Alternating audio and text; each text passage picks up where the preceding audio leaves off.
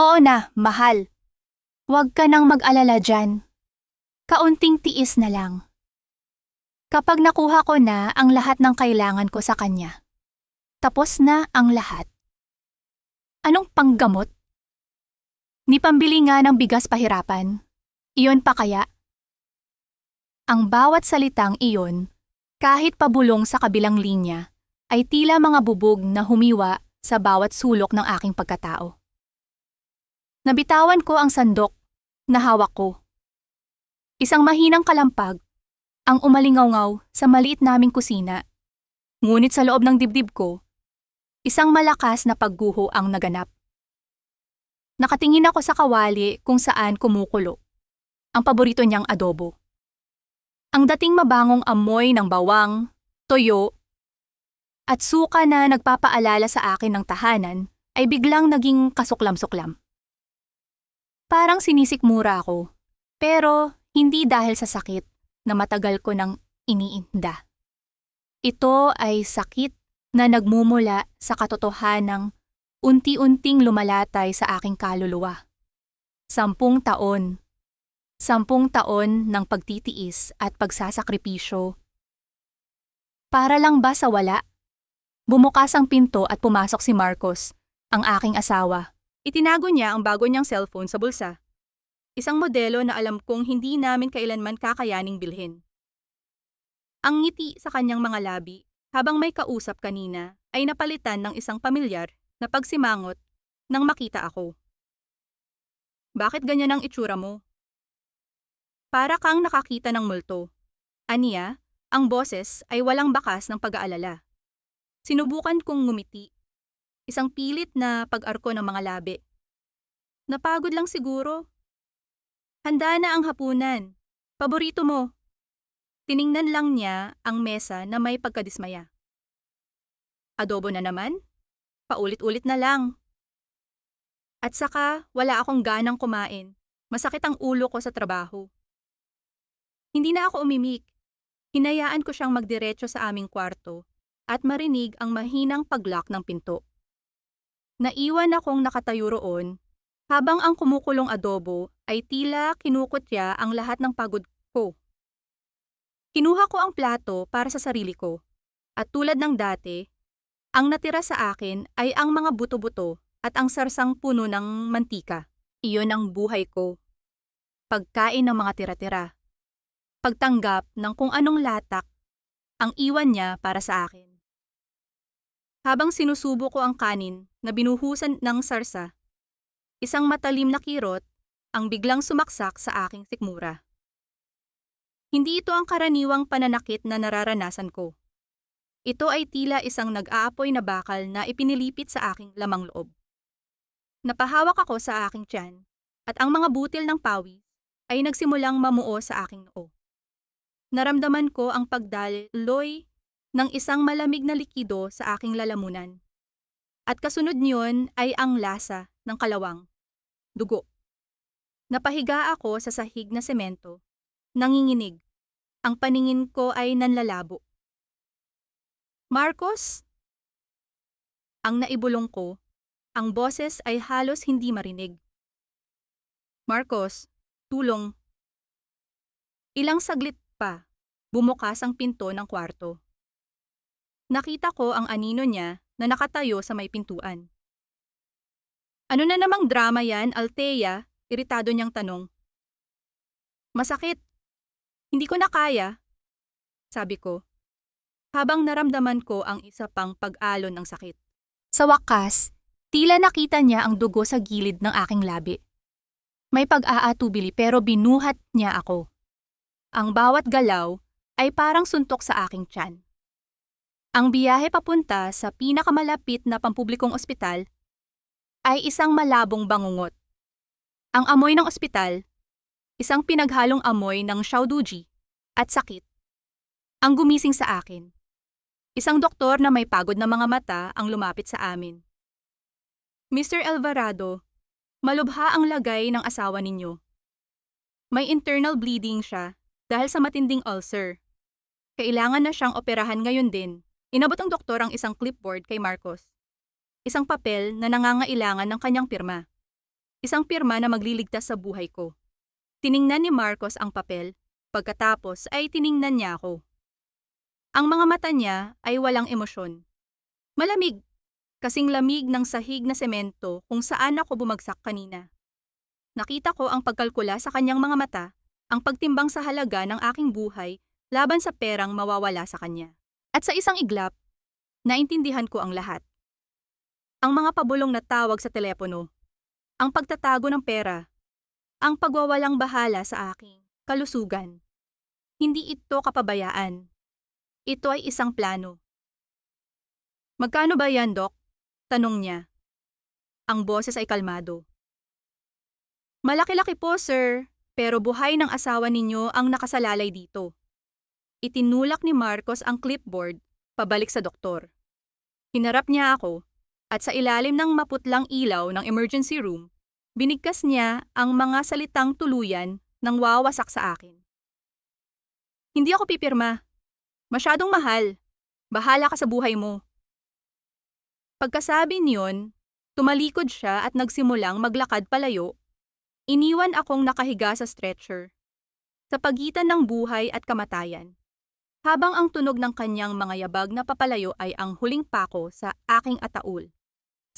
Ang mga yabag ni Marcos na papalayo ay ang huling tunog na narinig ko bago ako tuluyang lamunin ng dilim.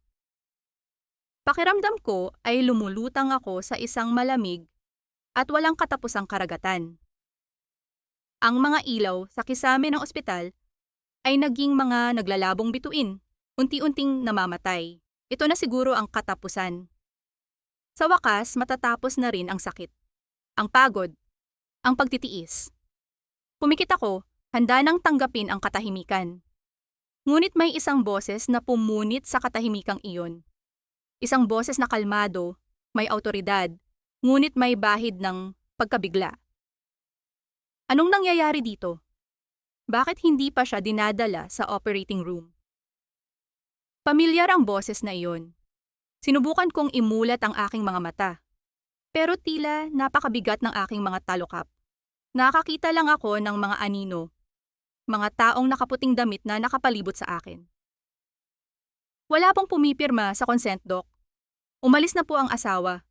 Sagot ng isang nanginginig na boses ng nurse. Narinig ko ang isang malalim na pagbuntong hininga mula sa pamilyar na boses. Ako ang bahala. Ihanda ninyo ang OR. Now, ang huli kong naramdaman ay ang mabilis na pag-usad ng stretcher na aking hinihigaan. At ang anino ng isang lalaki na nakatayo sa tabi ko. Tila isang anghel na bantay sa bingit ng kamatayan. Pagkatapos noon, wala na. Nagising ako sa isang kakaibang katahimikan. Wala na ang ingay at gulo ng emergency room. Ang hinihigaan ko ay malambot at ang kumot na nakabalot sa akin ay malinis at mabango. Dahan-dahan kong iminulat ang aking mga mata. Nasa isang pribadong silid ako. Ang hangin mula sa aircon ay malamig sa aking balat. Sa tabi ng aking kama ay isang IV stand na may nakakabit na swero sa aking kamay.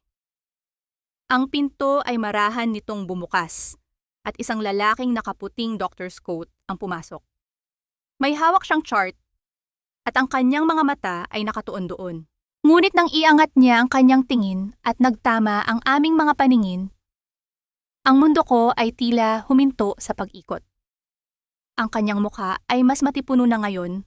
May mga guhit ng pagod at karanasan sa paligid ng kanyang mga mata. Ngunit hindi ko maaaring makalimutan ang mga matang iyon. Mga matang minsang nangako sa akin ng pangarap.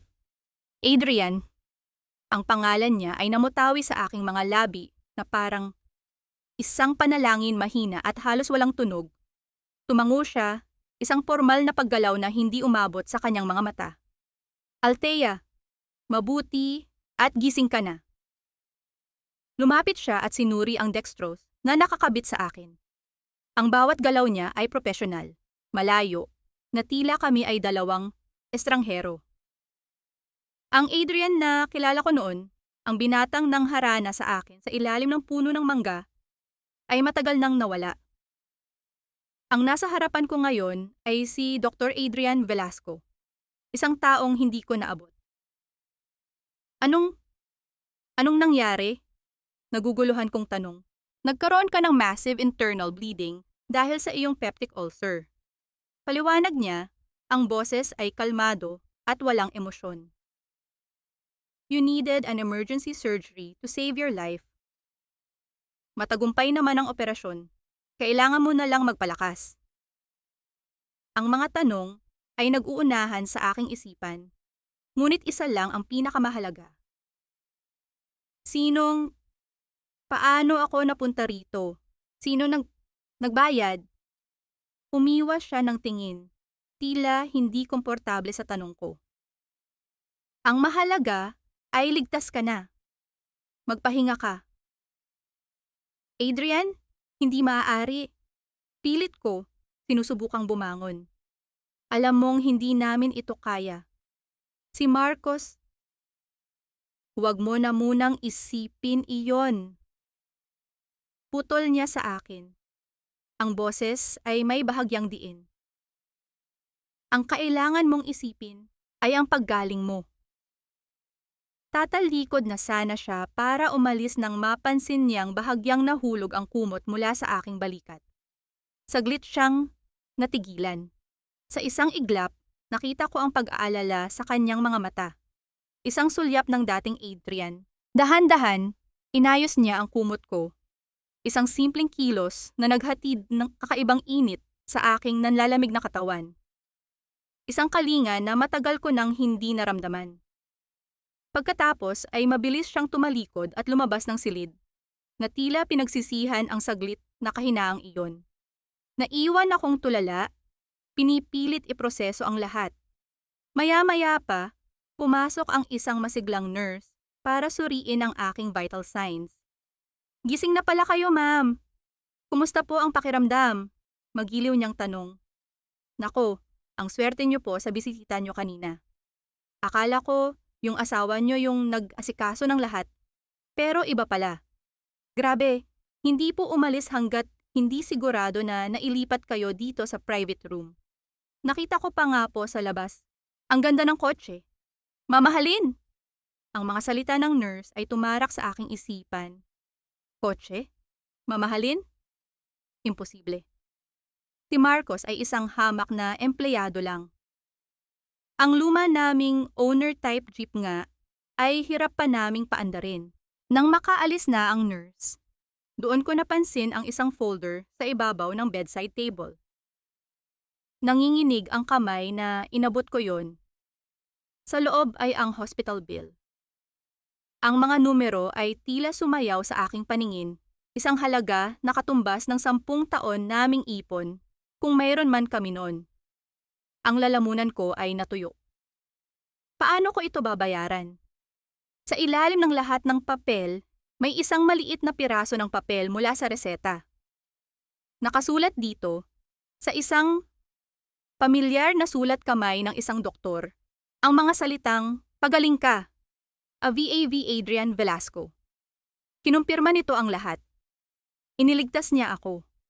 At kasabay ng pag-agos ng pasasalamat sa aking puso ay ang pagbigat ng isang dambuhalang utang na loob.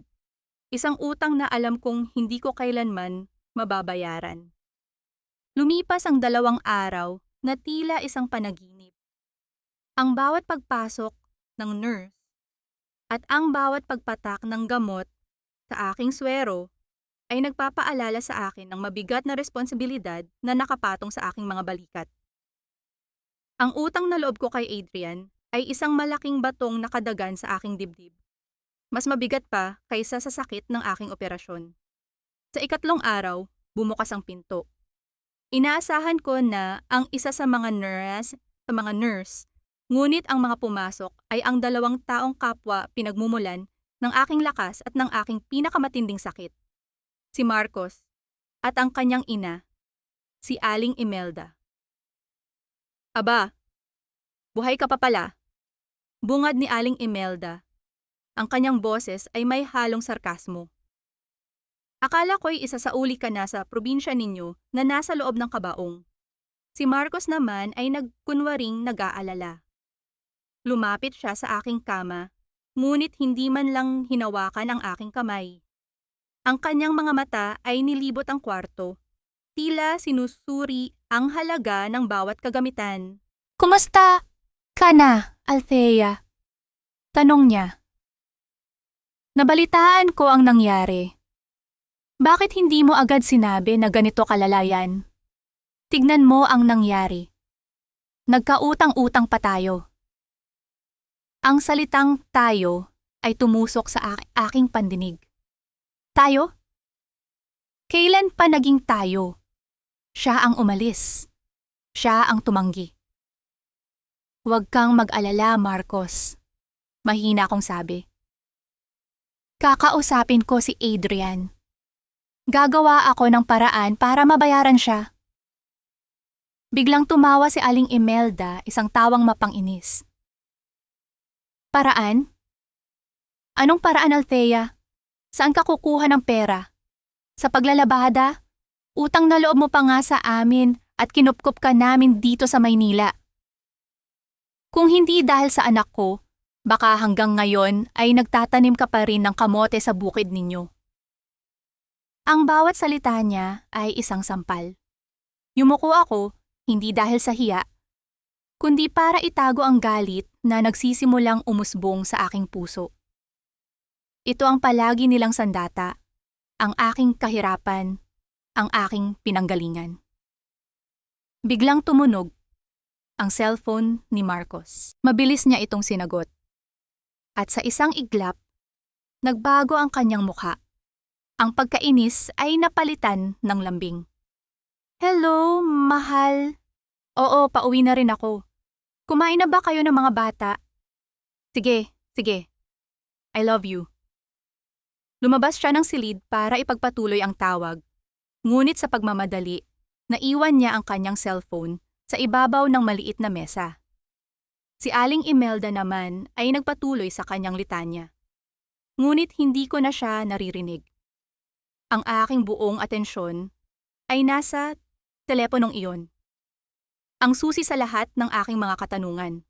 Nang tumalikod si Aling Imelda para kumuha ng tubig, iyon na ang pagkakataon ko.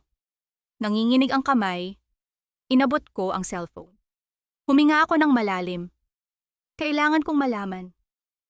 Ang screen ay humihingi ng password. Una kong sinubukan ang kaarawan ko. Password and correct. Sinubukan ko ang kaarawan ni Aling Imelda. Password incorrect.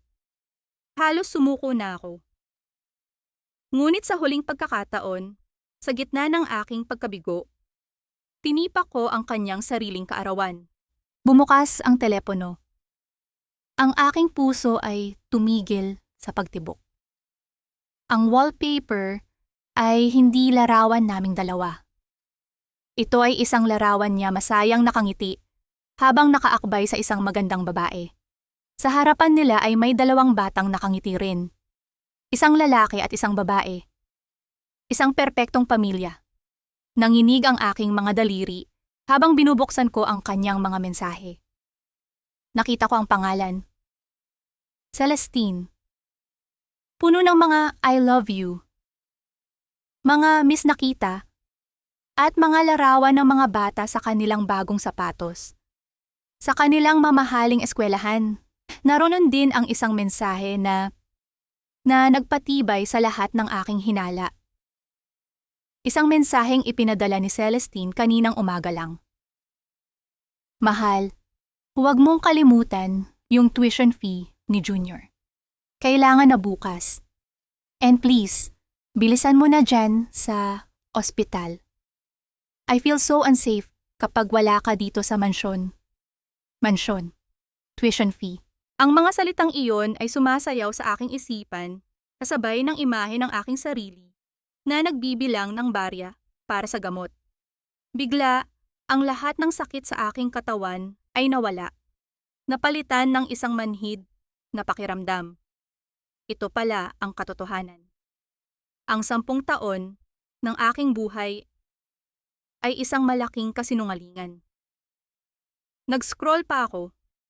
Desperadong naghahanap ng kahit anong maaaring magpabulaan sa nakikita ko, ngunit mas lalo lang lumilinaw ang lahat. Nakita ko ang isang address sa isang lumang mensahe. Isang address sa isang kilalang subdibisyon para sa mga mayayaman. Isinulat ko iyon sa isang piraso ng tissue paper gamit ang nanginginig na kamay. Biglang bumukas ang pinto. Si Marcos. Ang mukha niya ay nagdilim nang makita niya ang cellphone sa aking mga kamay. Sa isang mabilis na hakbang, hinablot niya ito mula sa akin. "Anong ginagawa mo?" Sigaw niya, ang boses ay mababa at puno ng pagbabanta. Hindi ako nakasagot. Ang mga luha ay nagsimulang mamuo sa aking mga mata, ngunit pinigilan ko ang mga ito. Hindi ako iiyak. Hindi sa harap niya. Hindi niya napansin na nabuksan ko na ang telepono. Ang akala niya siguro ay sinusubukan ko pa lang. Itinago niya ito sa kanyang bulsa at lumapit sa akin. Ang kanyang mga mata ay nanlilisik. "Makinig ka, Althea," aniya. Ang bawat salita ay mabagal at may diin. "Huwag kang gagawa ng kahit anong ikasisira ng pangalan ko. Masyado kang maraming hindi alam. Baka hindi mo magustuhan ang kahihinatnan mo." Pagkatapos ng banta na iyon, kinaladkad na niya ang kanyang ina palabas ng silid. Naiwan akong mag-isa sa katahimikan. Hawak ang maliit na piraso ng tissue paper na naglalaman ng address. Ang tissue na basang-basa na ngayon, hindi dahil sa luha, kundi dahil sa malamig na pawis mula sa aking mga palad. Ang lamat ay hindi na lamat lamang. Ito ay isa ng malaking bitak na tuluyan nang sumira sa pundasyon ng aking buhay. At sa mga guho nito, alam kong kailangan kong tumayo. Hindi para iyakan ang nakaraan, kundi para harapin ang masakit at mapanganib na katotohanan. Kinabukasan, pinayagan na akong makalabas ng ospital. Bago umalis, pinilit kong kausapin si Adrian. Nakita ko siya sa hallway, abala sa pakikipag-usap sa ibang mga doktor. Hinintay ko siya. Nang sa wakas ay mapag-isa siya, nilapitan ko siya nang may pag-aalinlangan. "Adrian," tawag ko. Ang boses ko ay halos pabulong. "Salamat sa lahat. Hindi ko alam kung paano kita mababayaran, pero gagawa ako ng paraan. Pangako." Tiningnan niya ako, ang kanyang mga mata ay malungkot. "Ang paggaling mo, Althea. Iyon na ang bayad. Huwag mo nang isipin yon. Mag-ingat ka." May gusto pa sana akong sabihin, pero tumalikod na siya at naglakad palayo, na tila ayaw nang pahabain pa ang usapan. Naiwan akong nakatayo roon, mas lalong binabagabag ng kanyang kabutihan. Wala akong ibang lugar na mauuwian kundi ang bahay na dati kong tinuring na tahanan. Ngunit ngayon ay parang isang kulungan. Pagdating ko, wala si Marcos. Ang katahimikan ay nakakabingi. Ngunit mas mabuti na ito kaysa sa kanyang malamig na presensya. Sa loob ng ilang araw, ikinulong ko ang sarili ko sa kwarto. Ang bawat sulok ng bahay ay nagpapaalala sa akin ng isang kasinungalingan. Ang mga pinggang hinuhugasan ko, ang mga damit na nilalabhan ko. Lahat ay para sa isang lalaking may ibang mundo, ibang pamilya. Ang gagalit at sakit ay nag-uunahan sa loob ko. Ngunit alam kong hindi ako maaaring manatili lang sa ganitong kalagayan. Kailangan kong kumilos. Kinailangan kong bumalik sa ospital para sa aking follow-up check-up. Doon, muli kong nakita ang mabait na nurse na nag-asikaso sa akin. "Ma'am Althea, ang blooming niyo po ngayon," bati niya. "Sana po ay tuloy-tuloy na ang paggaling niyo." Ngumiti ako ng pilit. "Salamat. May itatanong sana ako sa'yo. Baka may alam ka, na abogado? Isang tao na maaaring tumulong sa mga katulad kong walang-wala." Ang ngiti ng nurse ay bahagyang nawala. Nakita niya ang desperasyon sa aking mga mata. "Naku, ma'am, may problema po ba? Alam niyo po, meron pong isang legal aid office sa bayan. Marami silang natutulungang mga babaeng inaapi. Hanapin niyo po doon si Attorney Maribel Cruz. Matapang po yon at matalino. Ang pangalang iyon Maribel Cruz, ay tumatak sa aking isipan. Iyon ang naging tanglaw ko sa kadiliman. Kinabukasan, tinipon ko ang lahat ng lakas ko at ang kakarampot na pamasaheng natitira sa akin. At naglakbay papunta sa address na ibinigay ng nurse. Ang opisina ay maliit lamang, puno ng mga nagtataas ang cabinet ng mga papeles. Ang amoy ng lumang papel at kape ay nanunuot sa hangin. Isang babaeng nasa mga 40, may matalas na mga mata at buhok na nakapusod ng mahigpit, ang nakaupo sa likod ng isang mesang kahoy. Siya si Attorney Maribel Cruz. Sa una, siya ay purong profesional. Pinaupo niya ako at kinuha ang kanyang notepad. Ano ang maipaglilingkod ko sa iyo, Ginang Alvarado? Nanginginig ang aking boses noong una. Ngunit habang inilalahad ko ang aking kwento, ang 10 taon ng pagsasama, ang panloloko, ang sakit, ang ospital, ang pamilya sa mansyon, at ang banta ni Marcos, unti-unting nagkaroon ng laman at bigat ang aking mga salita. Hindi ako umiyak. Ang mga luha ay natuyo na. Ang natira ay isang matigas na determinasyon. Tahimik lang siyang nakikinig. Paminsan-minsan ay tumatango at nagsusulat. Nang matapos ako, isinara niya ang kanyang notepad at tinitigan ako ng diretso sa mata. Sa unang pagkakataon, nakita ko ang isang bagay sa kanyang mga mata na higit pa sa profesionalismo.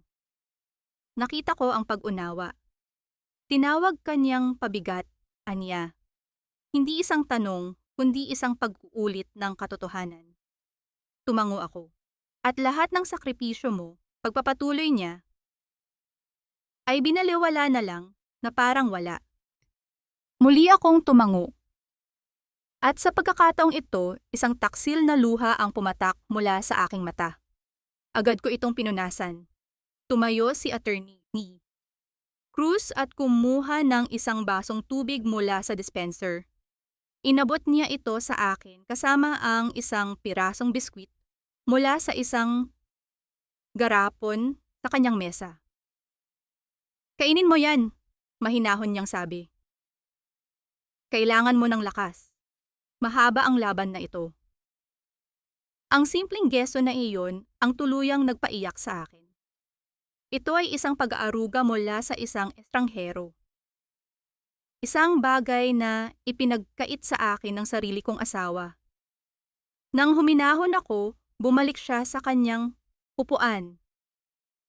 Ang kanyang muka ay seryoso na ulit. Ang kaso mo ay komplikado, Althea.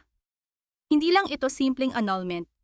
Meron ditong economic abuse at posibleng frustrated murder dahil sa pagtanggi niyang ipagamot ka.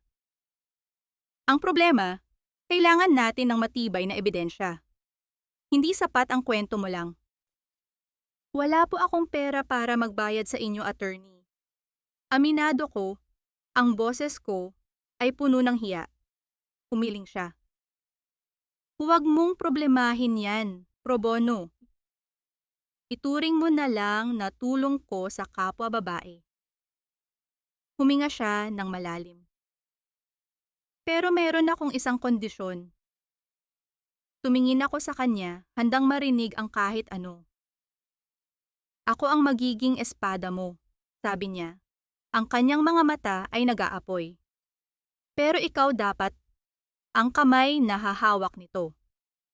Hindi ako pwedeng lumaban para sa iyo kung ikaw mismo ay hindi lalaban.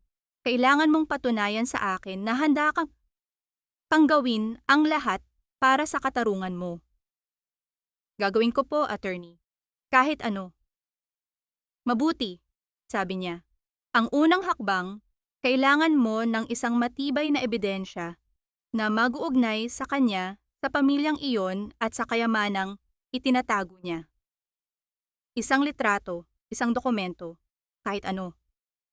Bago kita matulungan, kailangan mo munang tulungan ang sarili mo. Kunin mo ang unang ebidensya. Mag-isa.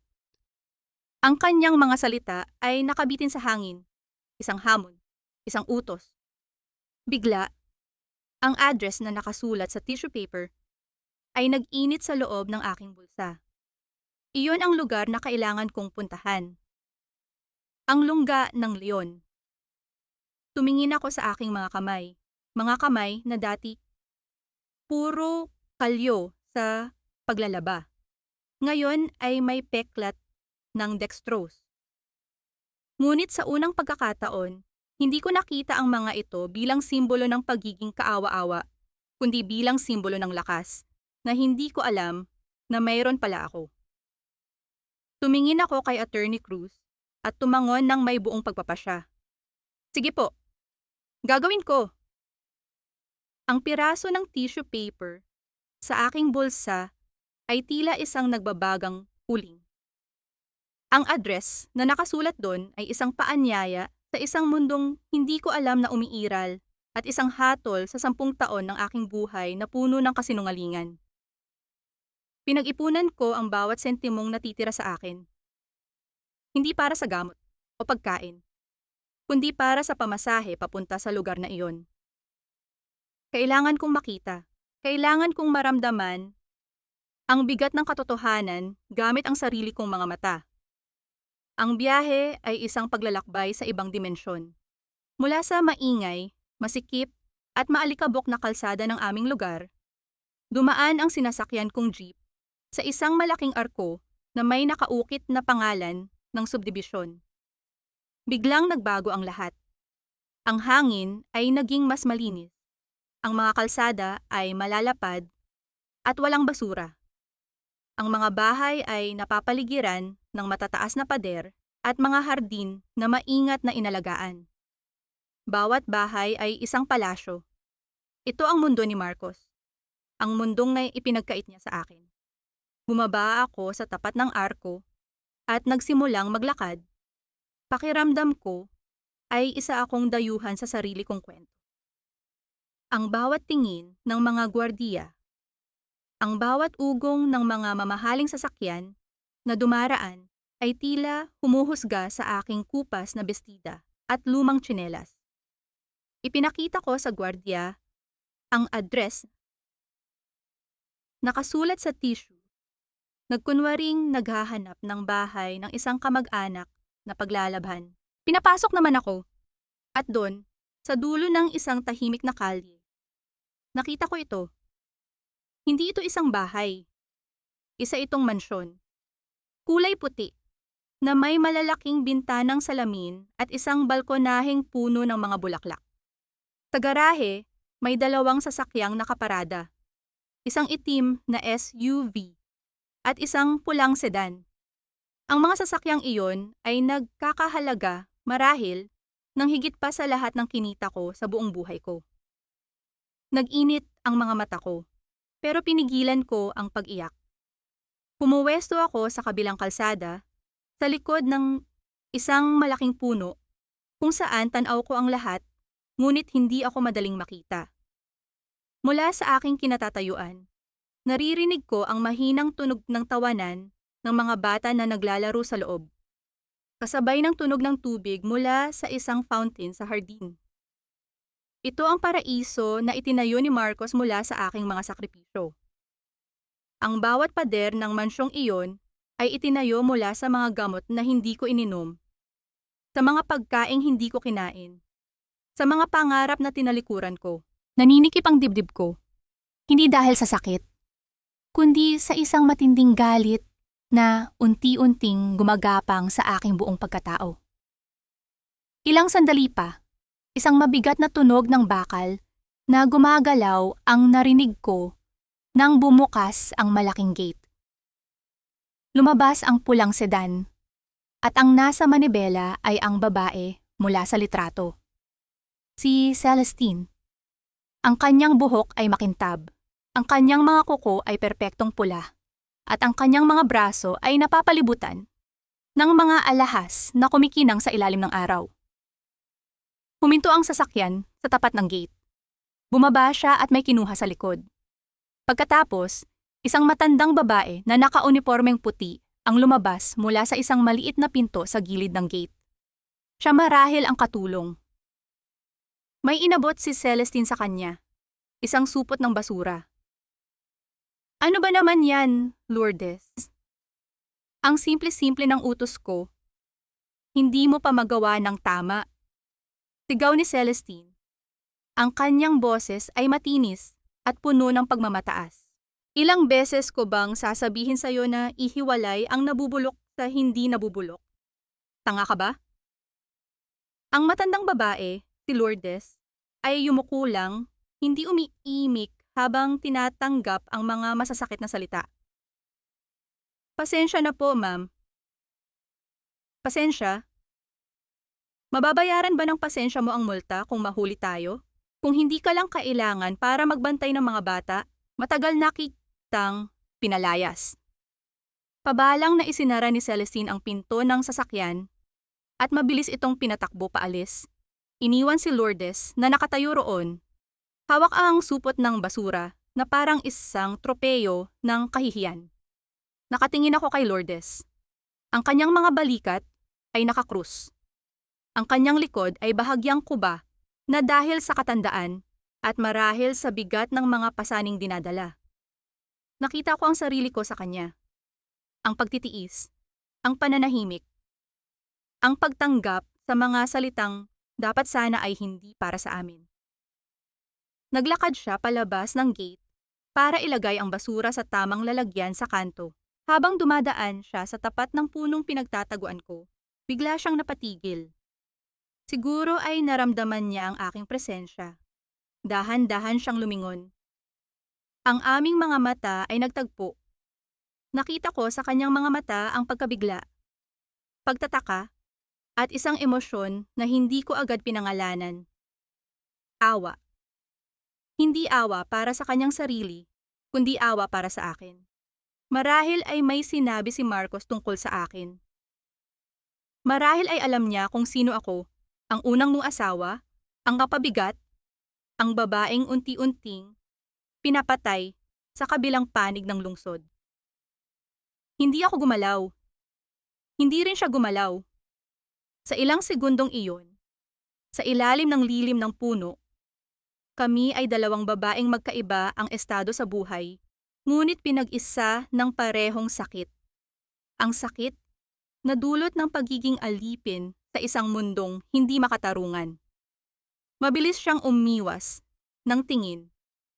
Itinapon ang basura at nagmamadaling pumasok pabalik sa gate na parang may nakitang multo.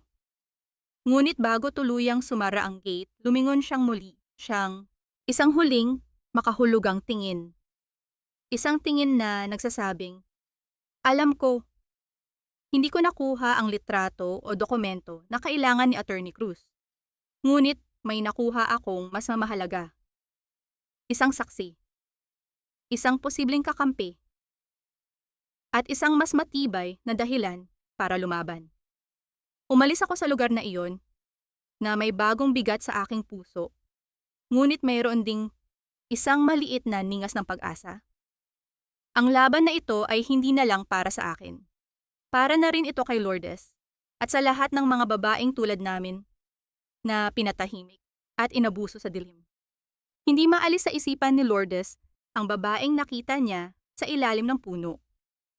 Ang mga mata nitong puno ng sakit, ngunit may determinasyon, ay tila isang multo na sumusunod sa kanya habang siya ay naglilinis ng malawak na sahig ng mansyon. Habang siya ay naglalaba ng mga mamahaling damit na marahil ay isang beses lang isinuot. Ilang dekada na siyang nagsisilbi sa iba't ibang pamilya. Sanay na siyang magbingi-bingihan at magbulag-bulagan sa mga lihim ng kanyang mga amo. Iyon ang paraan para manatili sa trabaho. Iyon ang paraan para mabuhay. Ngunit iba ang kaso ni Althea. Sa mga mata ng babaeng iyon, nakita ni Lourdes ang anino ng kanyang sariling nakaraan, isang buhay ng pagtitiis at pagsasakripisyo para sa mga taong walang ibang ginawa kundi tapakan ang kanyang pagkatao. Kinagabihan, habang naghahanda siya ng hapunan, dumating si Marcos. May kausap ito sa telepono at ang boses nito ay malakas at walang pakialam. Puno ng pagmamayabang. Ano ka ba, Celestine? Huwag mo nang isipin yung babaeng yon.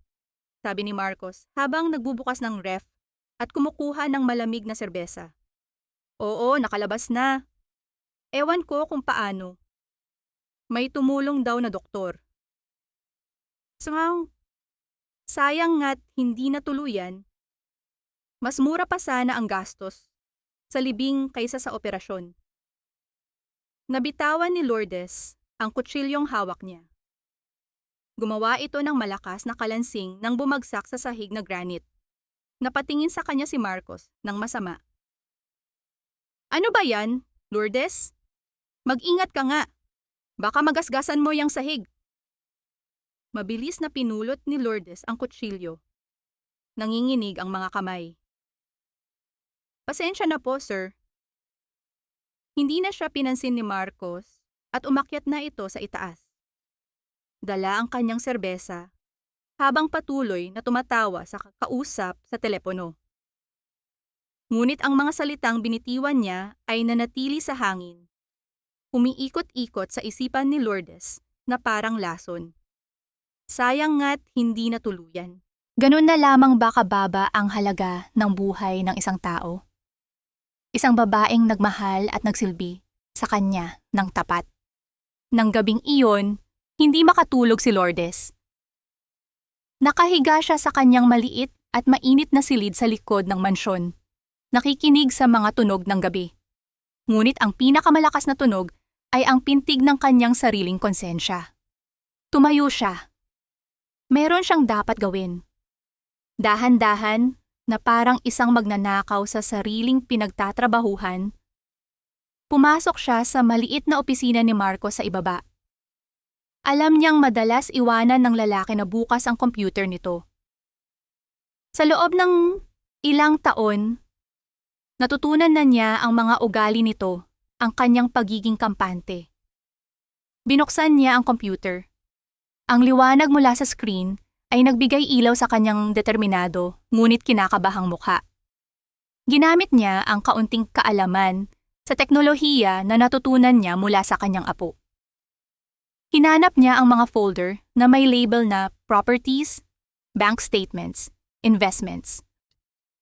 Ang kanyang mga mata ay nanlaki sa mga dokumentong nakita niya.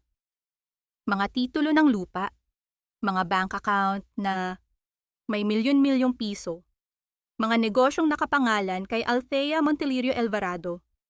Nanginginig ang mga kamay, isinaksak niya ang isang luma at munting USB flash drive na matagal na niyang itinatago. Isa-isa niyang kinopya ang mga mahahalagang file. Ang bawat pag-click ng mouse ay tila isang pagsabog sa katahimikan ng gabi. Kinabukasan, humingi siya ng permiso na lumabas para mamalengke. Ngunit hindi sa palengke ang una niyang destinasyon. Dala ang address na nakuha niya mula sa isang lumang sulat na nakita niya sa basurahan noon. Naglakbay siya papunta sa kabilang dulo ng mundo, ang mundo ni Althea. Ang puso niya ay kumakabog habang papalapit siya sa maliit at sira-sirang paupahan. Kumatok siya ng 3 beses sa pintong yari sa yero. Walang sumasagot. Siguro ay wala ito. Aalis na sana siya nang maisip niya ang isang bagay. May maliit na siwang sa ilalim ng pinto. Kumuha siya ng isang sobre mula sa kanyang bayong. Inilagay sa loob ang USB drive at isang maikling sulat. At maingat na isinilid iyon sa siwang. Nang nasa loob na ng bahay si Althea, nakarinig siya ng mahinang kaluskos sa kanyang pinto. Akala niya ay daga lang. Ngunit nang yumuko siya, nakita niya ang isang puting sobre na bahagyang nakausli mula sa ilalim ng pinto. Nagtataka.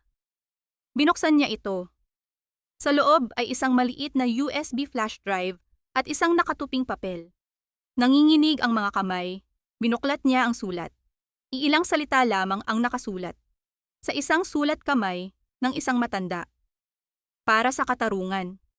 Mag-ingat ka. Open. Hawak ko ang USB na tila isa itong kumikinang na hiyas at kasabay nito. Isang bombang sasabog anumang oras. Ito na ang ebidensya. Ang kailangan ko na lang ay makita kung ano ang nilalaman nito. Ngunit may isang malaking problema. Wala akong computer. Kahit cellphone ko ay luma, ni hindi makakabasa ng ganitong bagay. Pumunta ako sa pinakamalapit na internet cafe. Isang maliit na pwesto na masikip at maingay dahil sa mga kabataang naglalaro. Ang bawat pag-click ng mouse at tunog ng mga video game ay parang mga martilyong pumupukpok sa aking kaba. Nagbayad ako para sa 1 oras. Umupo sa pinakasulok na pwesto at nanginginig na isinaksak ang USB. Isang batang lalaki na tagabantay ang lumapit. "Ate, kailangan niyo po ng tulong?" Tumango ako, hiyang-hiya. "Paano ba ito buksan?" Tinulungan niya ako. At sa isang iglap, bumungad sa screen ang mga file na magpapabago sa lahat. Binuksan ko ang isa. Isang scanned copy ng titulo ng lupa. Isang malawak na lupain sa Tagaytay. Lupain at ang pangalang nakalagay doon ay malinaw pa sa sikat ng araw. Althea Montelirio Alvarado. Napasandal ako sa upuan. Tila sinuntok sa sikmura. Binuksan ko pa ang isa. Isang bank certificate para sa isang time deposit na may 7 numero. Pangalan ko ulit. Sunod-sunod kong binuksan ang mga file. Isang condominium unit sa Makati, mga stock certificate, isang business permit para sa isang construction company. Lahat, nakapangalan sa akin. Ngayon ko naintindihan. Ginamit niya ako. Ginamit niya ang malinis kong pangalan para itago ang kanyang maruming yaman. At kaya niya ako gustong mamatay. Para malinis na mailipat ang lahat ng ito sa kanya, nang walang anumang tanong. Hindi lang niya ako niloko. Ginawa niya akong kasangkapan sa kanyang mga krimen. Naramdaman ko ang pag-akyat ng dugo sa aking ulo. Hindi ito galit lamang. Ito ay isang matinding pagkamuhi. Mabilis kong tinawagan si attorney. Cruz gamit ang telepono ng internet cafe. "Attorney, nakuha ko na po." Sabi ko, pilit pinapakalma ang aking boses. "Marami po. Mga titulo, bank accounts, lahat nakapangalan sa akin." Narinig ko ang matalas na paghinga ni attorney. Cruz sa kabilang linya. "Huwag kang gagalaw dyan, Althea. Huwag mong isave kahit saan. Huwag mong ipahalata kahit kanino. Ito na yon, ito ang mina ng ginto. Pero ito rin ang maglalagay sa'yo sa pinakamatinding panganib. Pumunta ka dito sa opisina ko. Ngayon na, dalian mo."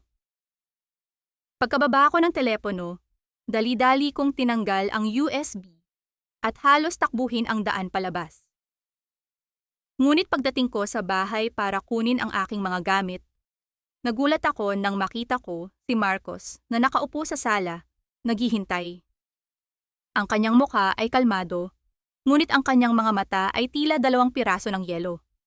"Saan ka galing?" Tanong niya, ang boses ay mababa. Naglakad-lakad lang, para makalanghap ng hangin." Pagsisinungaling ko. Tumayo siya at dahan-dahang lumapit sa akin. Ang bawat hakbang niya ay tila nagpapabigat sa hangin sa loob ng silid. "Althea, alam mo, sa isang relasyon, ang pinakamahalaga ay tiwala. Pagtitiwala na hindi ka gagawa ng bagay na ikapapahamak ng pamilya mo." "Wala akong ginagawang masama, Marcos." Ngumiti siya, isang ngiting hindi umabot sa kanyang mga mata. "Mabuti naman kung ganoon. Dahil alam ko ang lahat ng ginagawa mo. Bawat galaw mo, bawat hininga mo. Kaya sana, mag-isip kang mabuti. Isang maling hakbang mo lang, Althea." Hinawakan niya ang aking baba. Ang kanyang mga daliri ay mariin at malamig. "Baka hindi lang buhay mo ang masira." Binitawan niya ako at naglakad papunta sa pinto. Bago siya tuluyang umalis, humarap siya siyang muli. "Magpahinga ka na. Mukhang pagod ka." Nang marinig ko ang tunog ng kanyang sasakyan, napapalayo, doon lang ako nakahinga. Alam na niya, hindi ko alam kung paano, pero alam na niya. Kailangan kong makaalis. Kailangan kong madala ang USB na ito kay Attorney Cruz.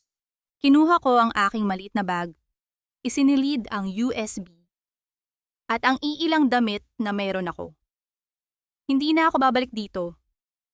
Lumabas ako ng bahay, lumingon sa bawat sulok, natatakot na baka may aninong nagmamasid. Diretso ako sa opisina ni Attorney Cruz. Inabot ko sa kanya ang USB.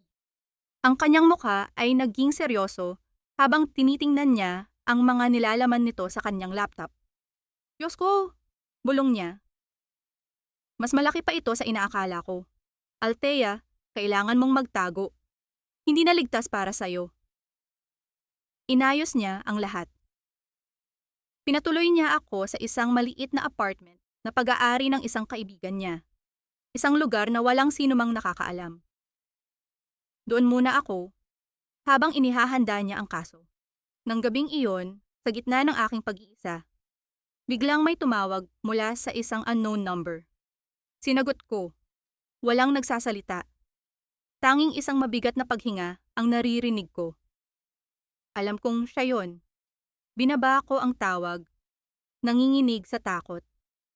Kinabukasan, pinilit kong bumalik sa dati naming bahay. May isang bagay akong kailangang kunin.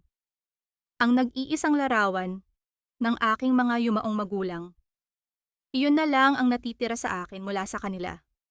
Pagdating ko, napansin kong bahagyang nakaawang ang pinto. Dahan-dahan, itinulak ko ito.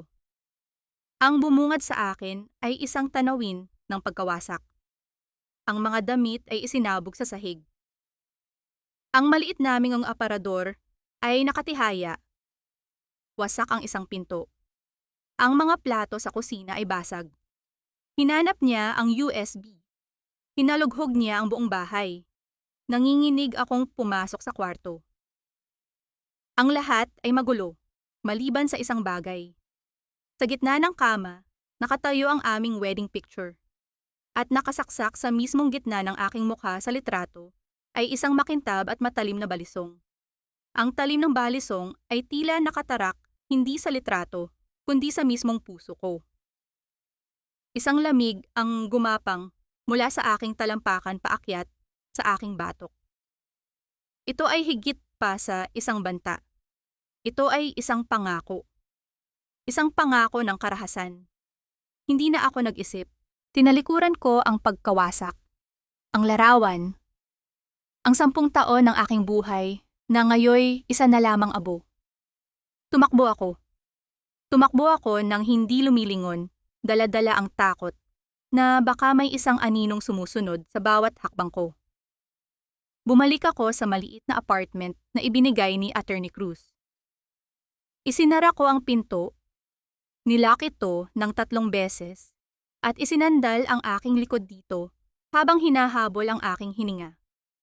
Dito, sa loob ng 4 na sulok ng mga pader na ito, dapat ay ligtas ako. Ngunit ang pakiramdam ng pagiging ligtas ay isang luho na hindi ko na matamasa. Ang bawat kaluskos sa labas, ang bawat anino na dumadaan sa bintana, ay nagpapatindig ng aking mga balahibo. Sa loob ng 2 araw, para akong isang bilanggo. Hindi ako lumalabas. Ang tanging kasama ko ay ang aking mga iniisip.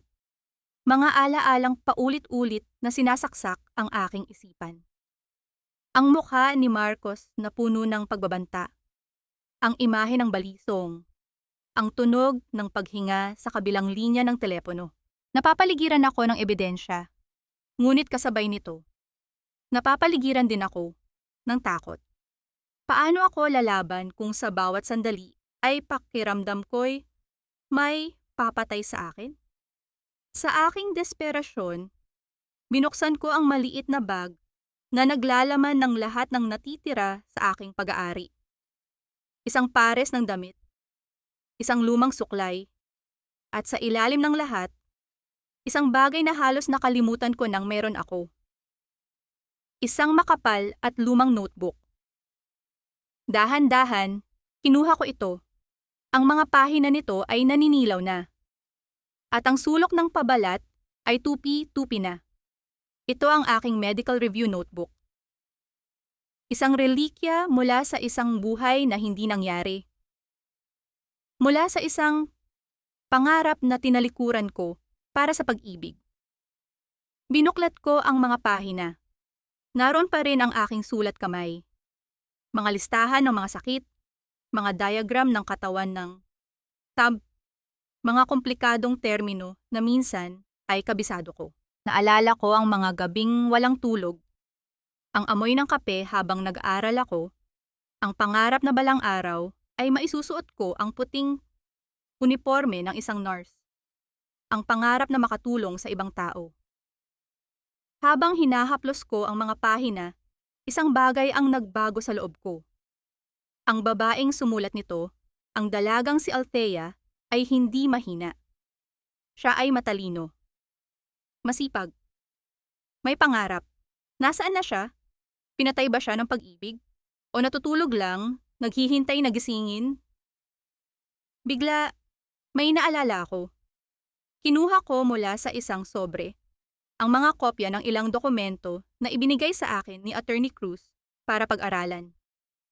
Kabilang dito ang mga peking medical record na ginawa ni Marcos noon para palabasin na mayroon akong pre-existing condition. At para bigyang katwiran ang pagtanggi niyang ipa-opera ako. Noon, tiningnan ko lang ito bilang mga papel. Ngayon, tinitingnan ko ito gamit ang mga mata ng isang nursing student. Binasa ko ang mga diagnosis, ang mga gamot na nakalista. May isang bagay na mali. May isang gamot na nakasulat doon na para sa isang sakit sa puso, hindi sa ulcer. May isang terminong medikal na ginamit sa maling konteksto. At may isang diagnosis na imposible. Hindi tugma sa mga sintomas na paulit-ulit kong idinadaing sa kanya noon. Hindi ito basta-basta pagkakamali. Ito ay isang sinadyang panlilinlang, ginawa ng isang taong nag-aakalang ako ay ignorante at walang alam. Ngunit nagkamali siya. Sa gitna ng aking pagsusuri, biglang tumunog ang aking lumang telepono. Isang unknown number. Nag-atubili akong sagutin, ngunit may nag-udyok sa akin. Hello? Mahina akong sabi. Althea? This is Dr. Adrian Velasco. Ang boses niya ay professional, ngunit may bahid ng pag-aalala. Tumatawag ako tungkol sa resulta ng mga bago mong laboratory tests. May nakita kami. Based on the tissue scarring and chronic inflammation, ang findings ay nagpapakita na ang ulcer mo ay hindi lang basta napabayaan. It suggests long-term damage na parang matagal kang umiinom ng isang gamot na lalong nagpapalala dito. Umiinom ka ba ng ibang gamot bukod sa mga nireseta ko? Napahawak ako sa mesa para suportahan ang aking sarili. Ang mga salita ni Adrian, kasama ng mga natuklasan ko sa mga peking dokumento, ay bumuo ng isang nakakakilabot na larawan. Ang mga bitamina na madalas ipainom sa akin ni Marcos noon para daw sa aking pananakit ng katawan. Ano kaya ang mga iyon? Hindi lang niya ako pinabayaan. Posibleng, unti-unti niya akong nilalason. Ang pagsisiwalat ni Adrian ay isang kidlat na tumama sa pinakabuod ng aking pagkatao. Ang bawat piraso ng palaisipan ay nagkabit-kabit na ngayon, bumubuo ng isang imahe na napakalagim para isipin. Ang kanyang pagwawalang bahala, ang kanyang pagtanggi sa ospital, ang kanyang kagustuhang mamatay ako. Lahat ay parte ng isang masalimuot at demonyong plano. Ang pagkaunawang iyon ay hindi nagdulot ng karagdagang takot. Sa halip, ito ay nag-alab ng isang uri ng galit na napakalamig at napakatulis. Isang galit na nagpapatay sa takot. Salamat, Adrian. Malaking tulong ito. Sabi ko sa telepono, ang boses ko ay kalmado na sa isang nakakakilabot na paraan. Pagkababa ko ng tawag, agad kong tinawagan si Attorney Cruz. Ikinuwento ko sa kanya ang lahat. Ang mga natuklasan ko sa peking medical records at ang sinabi ni Adrian. Sa kabilang linya, narinig ko ang katahimikan bago siya nagsalita. Althea, kung mapapatunayan natin yan, hindi na lang ito kasong sibil. Ito ay attempted murder. Sabi niya, ang kanyang boses ay seryoso at mabigat. Ang mga dokumento mula sa USB, kasama ng official findings mula kay Dr. Velasco, at ang mga lumang medical records na peke. Ito na ang mga huling piraso. Kumpleto na ang puzzle. Handa ka na ba? Handa na ako. Sagot ko, walang pag-aalinlangan. Sa sumunod na linggo, nagkulong kami ni Attorney Cruz sa kanyang opisina. Itinuro niya sa akin ang mga batas. Ipinaliwanag niya ang bawat anggulo ng kaso. Pinag-aralan namin ang bawat piraso ng ebidensya. Hindi na ako ang babaeng umiiyak sa sulok. Ako na ngayon ay isang estudyante. Isang sundalo na naghahanda para sa pinakamalaking giyera ng aking buhay. Nag-arkila si Attorney Cruz ng isang private investigator para hanapin ang source ng mga bitamina na ipinapainom sa akin ni Marcos. Natuklasan nilang binili ito mula sa isang botika sa ilalim ng isang peking reseta, isang gamot na kung iinumin ng matagalan, ay maaaring magdulot ng matinding pagkasira ng lining ng tiyan. Si Adrian, sa kanyang profesional na kapasidad, ay nag-execute ng isang detalyadong medical report, ikinumpara ang mga tunay na findings sa mga peking record at idinetalye kung paano ang maling gamot ay direktang nag-ambag sa muntikang pagkamatay ko. Lahat ay nasa ayos. Inihain na ang kaso. Ang petsa ng unang pagdinig ay itinakda. Sa araw ng paglilitis, Althea, ikaw ang magiging star witness, sabi ni Attorney Cruz isang gabi bago ang nakatakdang araw. Tatanungin ka nila ng lahat. Bubusisiin nila ang bawat detalye ng buhay mo. Susubukan ka nilang sirain. Huwag kang magpapadala. Hawakan mo lang ang katotohanan. Tumango ako. Hindi na po ako natatakot, Attorney. Ngunit ang universo ay may sariling paraan ng pagsubok sa katatagan ng isang tao. Nang gabing iyon, habang sinusubukan kong matulog sa maliit na apartment, ang aking lumang telepono ay biglang tumunog. Isang unknown number na naman, ngunit sa pagkakataong ito, sinagot ko ito ng may paghahanda. Hello? Ang narinig ko ay hindi boses ni Marcos. Ito ay isang boses na garalgal, nanginginig, at puno ng takot. Ma'am Althea, si Lourdes po ito. Napabangon ako. Lourdes, nasaan ka? Anong nangyari? Ma'am, nalaman na po niya. Nalaman na ni Sir Marcos na ako ang kumuha ng mga dokumento sa computer niya. Humihikbi siya sa kabilang linya. May nakapagsabi po sa kanya na nakita akong pumunta sa lugar ninyo. Pinalayas niya po ako. Sabi niya, uubusin niya raw ang lahi ko kapag nagsalita ako sa korte. Ang dugo ay tila umalis sa aking muka. Si Lourdes ang isa sa aming mga pinakamahalagang testigo, ang magpapatunay na ang mga dokumento ay nanggaling mismo sa computer ni Marcos. Nasaan ka ngayon, Lourdes? Huwag kang mag-alala, tutulungan kita. Hindi na po, ma'am, sabi niya sa gitna ng kanyang pag-iyak. Tumawag lang po ako para sabihing, aalis na ako. Uwi na ako sa probinsya. Hindi ko na po kaya. Patawarin niyo po ako, ma'am, pero mas mahalaga po ang buhay ng mga anak at apo ko. Huwag niyo na po akong hahanapin. At pagkatapos ay ibinabana niya ang tawag. Sinubukan kong tawagan muli ang numero, ngunit hindi na ito makontak. Nawala na siya. Nawala na ang isa sa aming pinakamatibay na sandata. At sa gitna ng aking pagkabigla, may isa pang tawag na pumasok. Isang pamilyar na unknown number. Sinagot ko. Ang marahas na tawa ni Marcos ang sumalubong sa akin.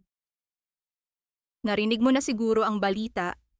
Aniya, ang boses ay puno ng tagumpay. Isa-isang nawawala ang mga alas mo, Althea. Ikaw na lang ang natitira. Sigurado ka pa bang gusto mong ituloy bukas?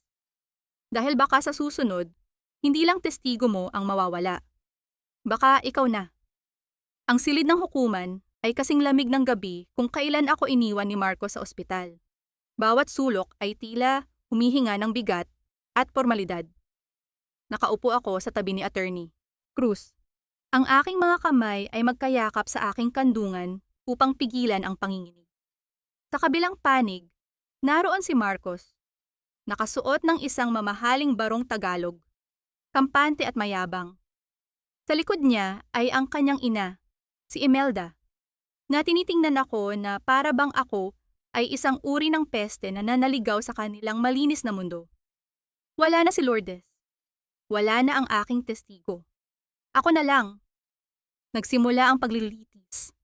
Ang abogado ni Marcos, isang lalaking makinis magsalita at may mapanuyang ngiti. Ang unang tumayo. Ipininta niya ako bilang isang babaeng walang utang na loob. Isang manggagamit na asawang nagrereklamo matapos bigyan ng magandang buhay. Your Honor, sabi ng abogado, my client, Mr. Alvarado, worked tirelessly for 10 years to provide for this woman. At ano ang isinukli niya? Mga kasinungalingan at isang gawa-gawang kwento para makakuha ng pera. Bawat salita niya ay isang dagok. Naramdaman ko ang mga mata ng lahat na nakatitig sa akin mapanghusga, ngunit huminga ako ng malalim at sinalubong ang tingin ni Attorney Cruz. Isang bahagyang tango mula sa kanya ang nagbigay sa akin ng lakas. Nang si Attorney Cruz na ang tumayo, nagbago ang hangin sa silid. Ang kanyang boses ay kalmado, ngunit may bigat. Bawat salita ay tila isang piraso ng bakal na inilalatag sa sahig.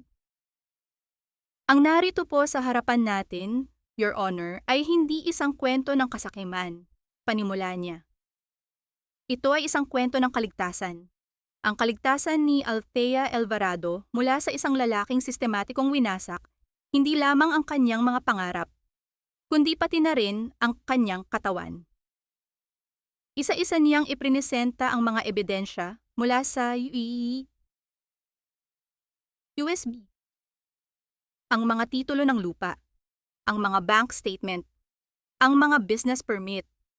Habang ipinapakita sa malaking screen ang bawat dokumento na may pangalan ko, nakita ko ang pagkunot ng noo ng hukom.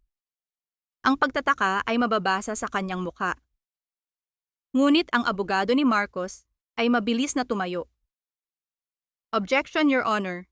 These documents prove nothing but my client's trust in his wife. Isinulat niya ang mga ito sa pangalan ng kanyang asawa dahil mahal niya ito. Talaga ba? Tanong ni attorney. Cruz, ang kanyang boses, ay may bahid ng yelo. Pagmamahal ba ang tawag sa pagtatago ng milyon-milyong piso habang ang asawa mo ay kumakain ng lugaw at namimilipit sa sakit dahil wala siyang pambili ng gamot?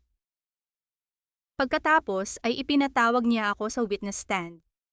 Nanginginig ang aking mga tuhod habang naglalakad ako papunta roon. Isinalaysay ko ang lahat. Ang 10 taon ng pagtitipid. Ang pananakit ng aking sikmura. Ang gabi sa ospital. Ang kanyang mga salita. Bahala ka sa buhay mo. Hindi ako umiyak. Ang aking boses ay payak, ngunit puno ng sakit na matagal kong kinimkim. Ang cross-examination ay brutal. Tinawag ako ng abogado ni Marcos na sinungaling, na nag-jur, na isang pabigat. Ngunit sa bawat tanong niya, iisa lang ang sagot ko, ang katotohanan. At pagkatapos, dumating ang huling piraso. Ang alas ni Attorney Cruz. Your Honor, I would like to present Exhibit D. Anunsyo niya.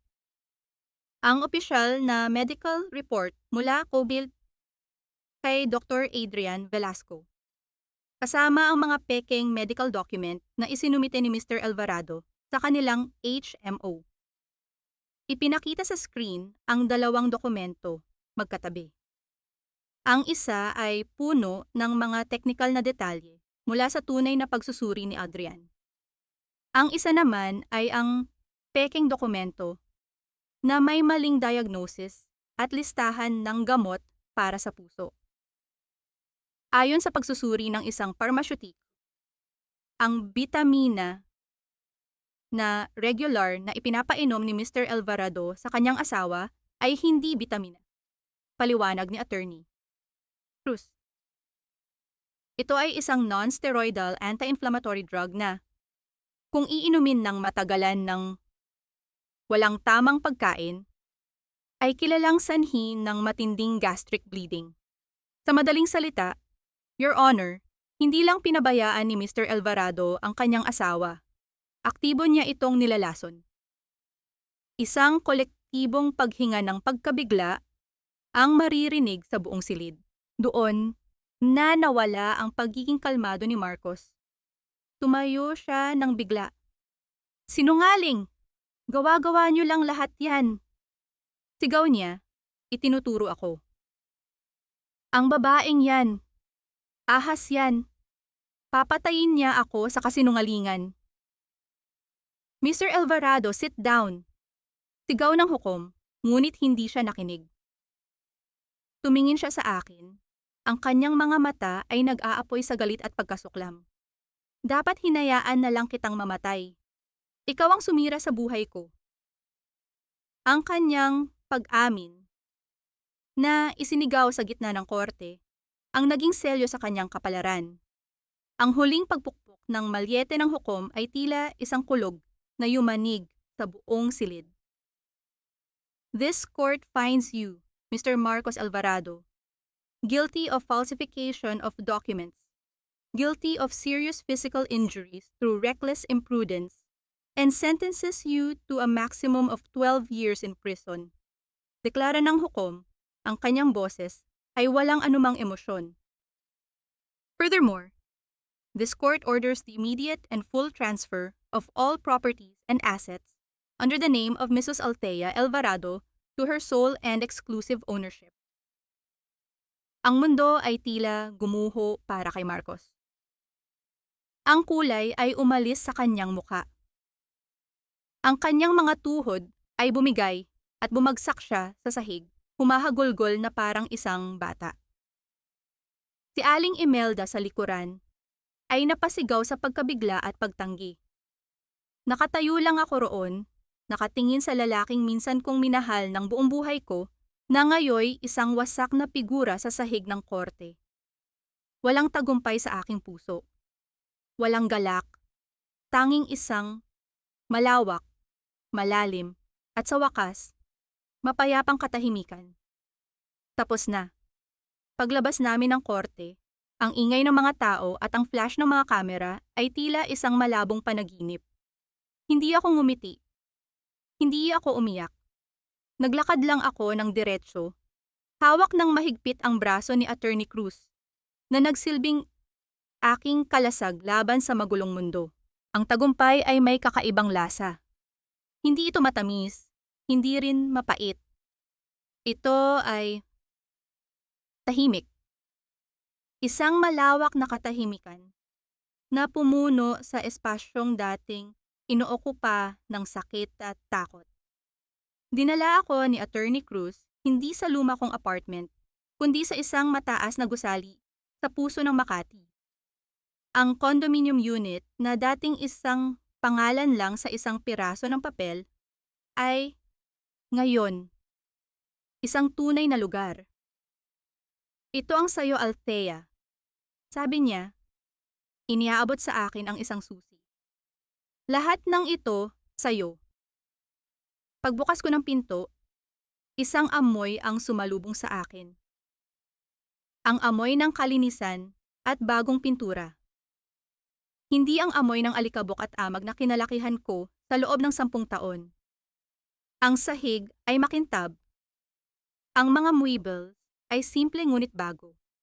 at may isang malaking bintanang salamin kung saan tanaw ang kumikinang na mga ilaw ng syudad.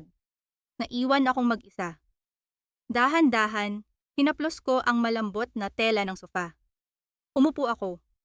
Sa unang pagkakataon sa loob ng napakatagal na panahon, naramdaman ko ang lambot. Lumubog ako dito at kasabay ng paglubog ng aking katawan ay ang unti-unting paggaan ng aking kalooban. Nang gabing iyon, binuksan ko ang shower. Ang mainit na tubig na dumaloy sa aking balat ay parang isang pagpapala. Naalala ko ang mga araw na kailangan kong mag-ipon ng tubig ulan para lang makaligo. Naalala ko ang panlalamig ng aking mga buto tuwing umaga. Dito, ang init ay walang katapusan. Ikinuskus ko ang aking balat hanggang sa mamula ito na para bang sinusubukan kong alisin hindi lang ang dumi, kundi pati ang mga alaala ng kahirapan at pag-aabuso. Ngunit ang paghilom ay hindi kasing simple ng pagligo. Sa aking pagtulog sa malambot na kama, ang mga bangungot ay bumisita pa rin. Ang mukha ni Marcos na puno ng galit, ang talim ng balisong, ang kanyang huling sigaw sa korte. Nagising akong humihingal, ang aking puso ay kumakaripas. Ang mga sugat sa kaluluwa ay hindi basta-basta nagagamot ng kayamanan. Kinabukasan, may kumatok. Nag-atubili akong buksan ito, ngunit nang sumilip ako, nakita ko si Adrian. May dala siyang isang maliit na bouquet ng puting bulaklak. "Congratulations, Althea," sabi niya. Ang kanyang ngiti ay totoo at walang halong anumang pag-asa. "I just wanted to see if you're okay." "Okay na ako," sagot ko. "Salamat sa lahat, Adrian." "Wala yon, Anya." "Kung kailangan mo ng anumang tulong, bilang kaibigan, narito lang ako." At pagkatapos ay umalis na siya, iniwan ako hindi na may pakiramdam ng utang na loob, kundi may pakiramdam ng tunay na pagkakaibigan. Lumipas ang mga araw, inasikaso ni Attorney Cruz ang lahat ng papeles. Milyon-milyon ang nasa bangko. Pag-aari ko ang lahat. Malaya na ako, ngunit may isang tanong na paulit-ulit na bumabalik sa akin tuwing gabi. Ngayon, ano na? Isang hapon, habang nag-ayos ako ng mga gamit, muli kong nakita ang luma kong medical review notebook. Binuklat ko ito. Ang mga pangarap ng dalagang si Althea ay nakasulat pa rin doon. Ang pangarap na maging nurse. Ang pangarap na mag-alaga ng may sakit. Ang pangarap na magbigay ng lunas. Sa sandaling iyon, naunawaan ko. Ang laban ko ay hindi para sa pera. Ang laban ko ay para sa karapatang mabuhay. Para sa karapatang mangarap muli. Kinabukasan, dinala ni Attorney Cruz ang isang kahon ng mga sulat na naipon sa kanyang opisina para sa akin. Karamihan ay mula sa bangko at mga legal na abiso. Ngunit sa ilalim ng lahat, may isang sobre na kakaiba. Ang papel ay mumurahin at ang sulat kamay ay nanginginig. Binuksan ko ito. "Mahal na Ginang Althea Alvarado." Panimula ng sulat. "Ako po si Rowena, isang labandera. Nabasa ko po ang kwento ninyo sa dyaryo. Humahanga po ako sa inyong tapang. Ako po ay sumusulat dahil hindi ko na po alam ang gagawin. Ang asawa ko po, 3 linggo nang hindi ako pinapagamot sa aking hika. Sabi niya po, pabigat lang ako, gastos lang daw po ang gamot ko. May 2 po kaming anak. Hindi ko na po alam kung kanino lalapit. Sana po ay matulungan ninyo ako." Habang binabasa ko ang bawat salita, tila binabasa ko ang sarili kong nakaraan. Ang parehong sakit. Ang parehong pagmamakaawa. Ang parehong pakiramdam ng pagiging walang halaga. Isinara ko ang aking mga mata at ang imahe ni Rowena, isang babaeng hindi ko pa nakikita, ay naging malinaw sa aking isipan. Ang pera sa bangko ay mga numero lamang. Ang condominium ay mga pader lamang. Ngunit ang sulat na ito ay isang buhay. Doon, sa gitna ng aking bagong yaman, sa gitna ng aking bagong kalayaan, natagpuan ko ang aking bagong simula. Hindi sa pagbili ng mga mamahaling bagay, hindi sa paglalakbay sa ibang bansa, kundi sa pagtugon sa tawag ng isang babaeng nasa parehong dilim na minsan kong pinanggalingan. Ang sulat ni Rowena ang naging mapa ko. Ipinahanap ko siya kay Attorney Cruz at kinabukasan, naroon na kami sa isang maliit at masikip na eskinita. Sa harap ng isang barong-barong na ang dingding ay pinagtagpi-tagping yero at karton. Ang amoy ng estero at basura ay masaang sasang sa hangin. Ngunit para sa akin, ito ay amoy ng isang pamilyar na katotohanan.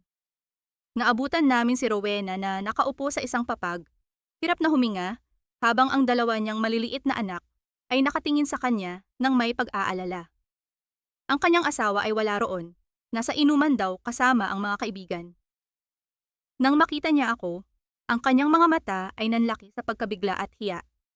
Hindi ako nagpakilala bilang isang milyonarya. Nagpakilala ako bilang si Althea. Nandito ako para tulungan ka, sabi ko, umupo sa tabi niya. Dinala ko ang mga gamot mo. Ang pag-agos ng luha sa kanyang mga mata ay mas matindi pa kaysa sa anumang pasasalamat na maaaring sabihin ng mga salita. Sa araw na iyon, hindi lang gamot ang dinala ko. Nagdala ako ng mga pagkain, binayaran ang kanyang mga utang sa tindahan, at kinausap siya, hindi bilang isang biktima, kundi bilang isang kapwa na kaligtas. Ang karanasan na iyon ang nagsilang sa isang ideya. Isang ideyang mas malaki pa kaysa sa akin, mas malaki pa kaysa sa pera sa bangko. Sa tulong ni Attorney Cruz at sa payo ng ilang financial advisor, ginamit ko ang malaking bahagi ng aking yaman para itatag ang isang foundation. Pinangalanan ko itong Althea's Hope Foundation, isang organisasyon na nakatuon sa pagbibigay ng libreng tulong, medical at legal, sa mga kababaihang biktima ng domestic at economic abuse. Ang aming motto, ang lunas ay karapatan, hindi isang luho. Ang mga unang buwan ay mahirap. Ako mismo ang sumasagot sa mga tawag, nakikinig sa mga kwentong puno ng luha at takot. Ang bawat kwento ay isang salamin ng aking nakaraan.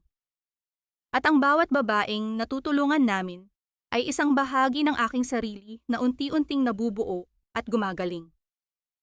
Isang araw, habang abala ako sa opisina ng foundation, isang tawag ang dumating.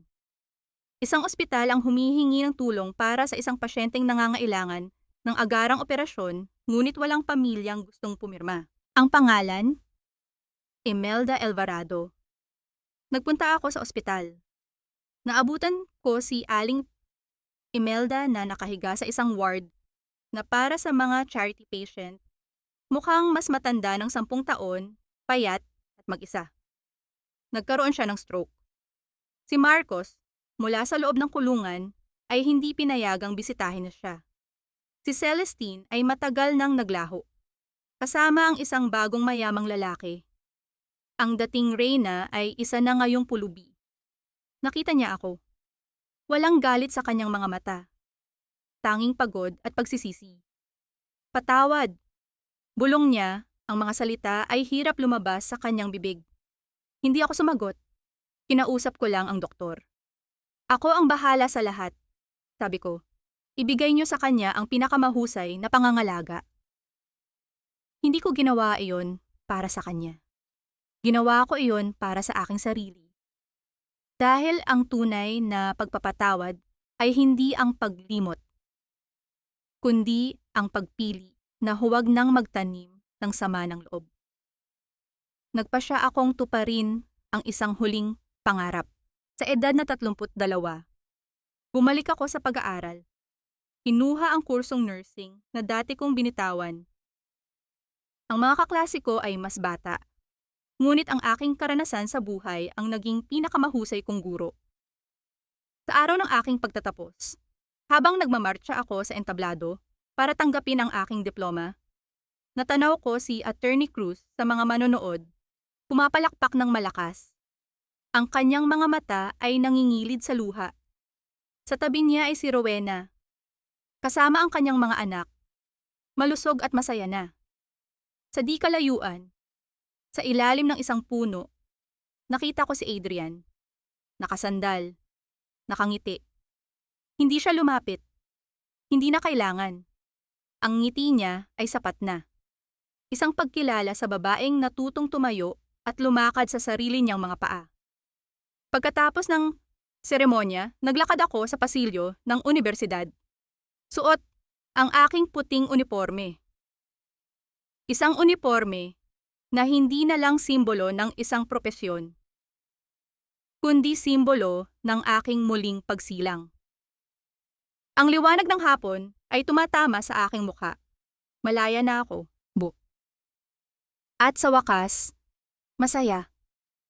Hindi dahil may isang lalaking nagligtas sa akin, kundi dahil natutunan kong iligtas ang aking sarili. 5 taon ang lumipas. Ang Althea's Hope Foundation ay isa ng pangalan na kilala sa buong bansa, isang kanlungan para sa mga pusong sugatan.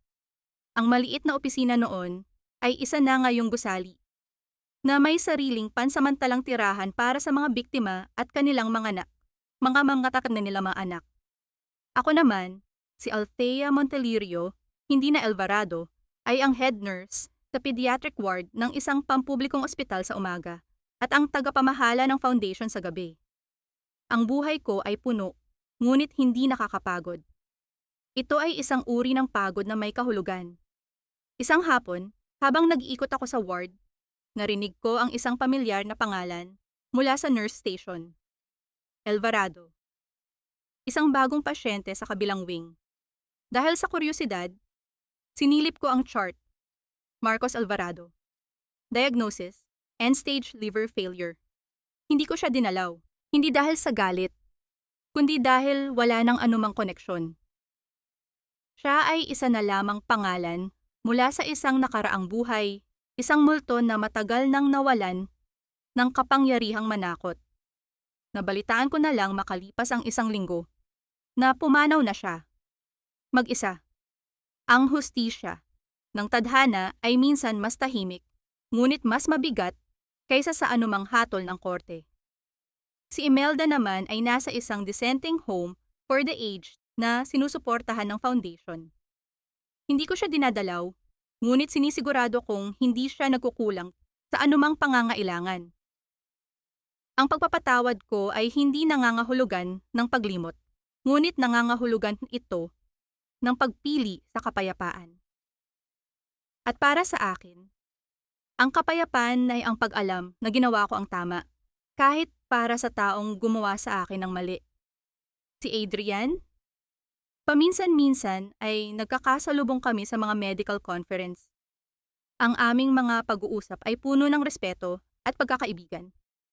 Minsan, sa isang pag-inom ng kape, tinanong niya ako, "Nahanap mo na ba ang hinahanap mo, Althea?" Ngumiti ako. "Oo, Adrian, matagal na." Naintindihan niya. Naintindihan niyang ang hinahanap ko ay hindi isang bagong pag-ibig, kundi ang aking sarili. Ang gabi ay lumalalim. Umuwi ako sa aking condominium. Hindi na ito malaki at malamig tulad ng dati. Puno na ito ng mga halaman, mga libro, at mga larawan, hindi ng isang asawa, kundi ng mga batang tinulungan ng foundation, ng mga babaeng muling natutong ngumiti. Umupo ako sa aking balkonahe. Tanaw ang kumikinang na syudad. Ang hangin ay sariwa. Sa aking kamay, hawak ko ang isang tasa ng mainit na tsaa. Ang sakit sa aking sikmura ay matagal nang wala. Hindi ko masasabing perpekto ang buhay ko. May mga gabi pa rin na binibisita ako ng mga anino ng nakaraan. Ngunit hindi na ako takot sa dilim. Dahil natutunan kong ako mismo ang liwanag. Sa wakas, nahanap ko na ang aking kapayapaan. Hindi sa pagganti, hindi sa yaman, at hindi sa pag-ibig ng iba. Nahanap ko ito sa pagpapatawad sa kanila, at higit sa lahat, pagpapatawad sa sarili ko sa pagpayag na ako'y tapakan noon. Nahanap ko ito sa pagtupad ng aking mga pangarap. At nahanap ko ito sa bawat buhay na nabigyan ko ng pag-asa. Dahil ang tunay na wakas ng aking kwento ay hindi ang pagtakas mula sa isang bangungot. Ito ay ang paggising sa isang katotohanan na ako mismo, sa sarili kong mga kamay, ang humulma at nagpanday. Ang sarili kong tadhana. At dito nagtatapos ang aklat ng nakaraan ni Althea. Upang magbukas ng isang bago. Aking mahal na tagapakinig, salamat. Maraming salamat sa iyong pagsama. At tapaw sa paglalakbay ni Althea hanggang sa pinakahuling sandali. Bilang manunulat, may mga sandaling maging ako ay nahirapang isulat. Lalo na ang eksena sa ospital, ang pagtanggi ni Marcos na pumirma. Maging ang aking mga kamay ay tila nanginginig habang tinatahak ko ang bawat salita ng sakit na iyon. Ang kwentong ito, bagamat isang likhang isip, ay isinilang mula sa mga bulong ng tunay na karanasan. Dahil sa bawat Althea na ating sinubaybayan, mayroong isang tunay na babae sa mundo na tahimik na lumalaban. Nais kong iparating na mula sa pinakamalalim na sugat, maaring sumibol ang isang butil ng pag-asa, na ang pinakamaliwanag na ilaw ay matatagpuan pagkatapos ng pinakamadilim na gabi. Ngunit may isang tanong na nais kong iwan sa iyo. Kung ikaw si Althea, sa kabila ng lahat, tutulungan mo rin ba si Imelda sa ospital? Ang pagpapatawad ba ay may hangganan? Inaanyayahan kitang ibahagi ang iyong saloobin sa comment section sa ibaba. At kung ang kwento ni Althea ay sumapol sa iyong puso, huwag sanang mag-atubiling i-like at i-share ang video na ito upang maabot pa natin ang mas maraming puso na nangangailangan ng pag-asa.